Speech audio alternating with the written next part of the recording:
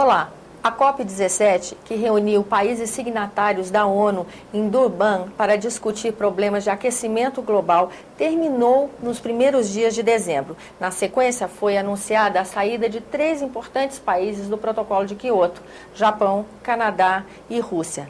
Quem faz um balanço conosco do saldo dessa reunião na África, as perspectivas para Rio+20, é a senadora Vanessa Graziotin, que participou do evento e participou também da Globe, que reúne parlamentares desses países para discutir o mesmo tema. Senadora, muito obrigada pela sua presença aqui no nosso programa. Primeiro, o saldo é frustrante?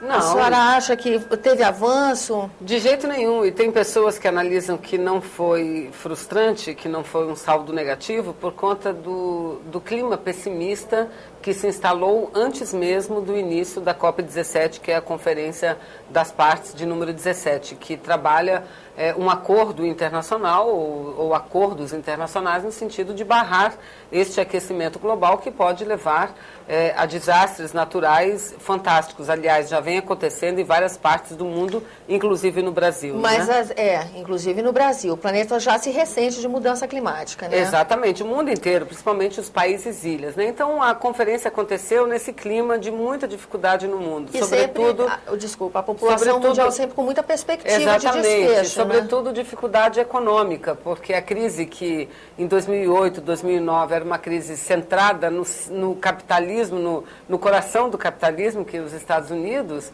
agora a crise ela passa a atingir a União Europeia como um todo, países importantes no cenário econômico e político internacional. Então, inclusive tudo como isso... agentes poluentes também, que precisam rever, né, exatamente. seus modelos de desenvolvimento. A União Europeia está entre os países que mais emitem gases tóxicos, né?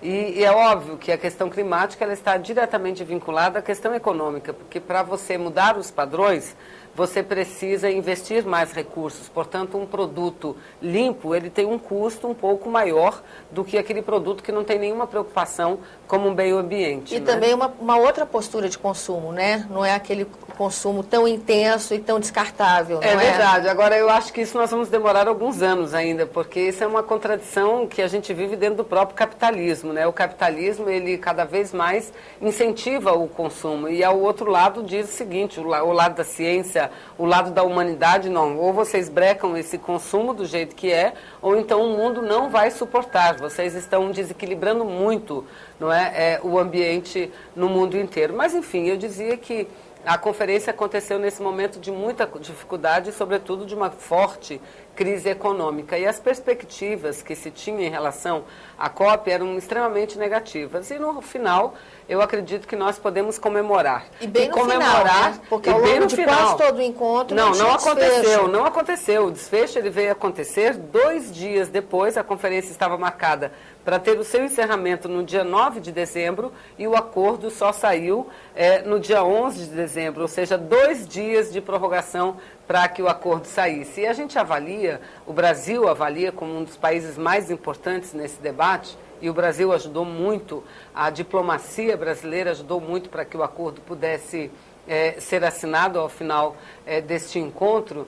Nós avaliamos que foi um encontro positivo, não só porque as perspectivas eram pequenas, mas porque avançamos não tanto para o presente, mas para o futuro, principalmente. Então, algumas questões aprovadas lá.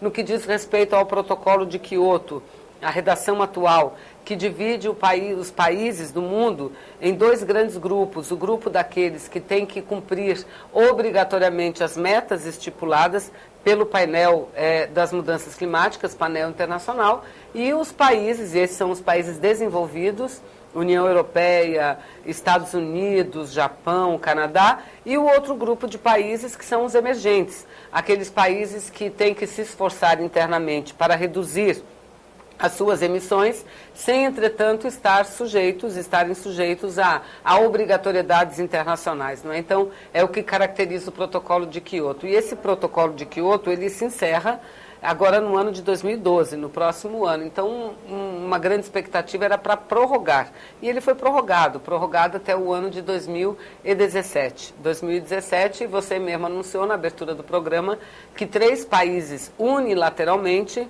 não aceitarão e não assinarão a prorrogação, que são Rússia, Canadá e Japão. Mas o que não significa dizer que o protocolo morreu. A pior situação era da não possibilidade de prorrogação. Terminar a COP17 sem a nada, prorrogação. sem absolutamente nada, Senadora, o que faria um vazio. Agora, mais importante do que isso foi o acordo, o acordo mais definitivo que foi fechado, que é um acordo que levará à elaboração de uma segunda fase do protocolo de Quioto.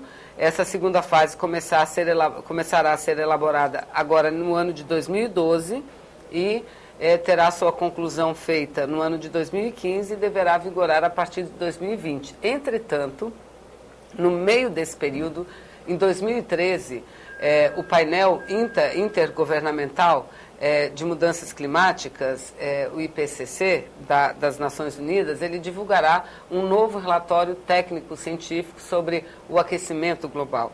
E dependendo de como virá esse relatório, nós poderemos estreitar o calendário, adiantar. Né? Exatamente. Sensibiliza. E aí o Brasil foi muito importante. Brasil, China, Índia, mas dentro desses países, África do Sul, o Brasil talvez tenha sido aquele que mais incentivou a que esse acordo saísse. Ele foi possível porque a ideia é que na segunda etapa do protocolo de Quioto, não haverá a formação desses dois grandes grupos. Será um grupo apenas. E o que diferenciará esse grupo único será a diferença das responsabilidades na redução das emissões. Entretanto, todos eles, inclusive os emergentes, e o Brasil está aí incluído, terão obrigatoriedade em âmbito internacional de diminuição de emissões. O que para nós não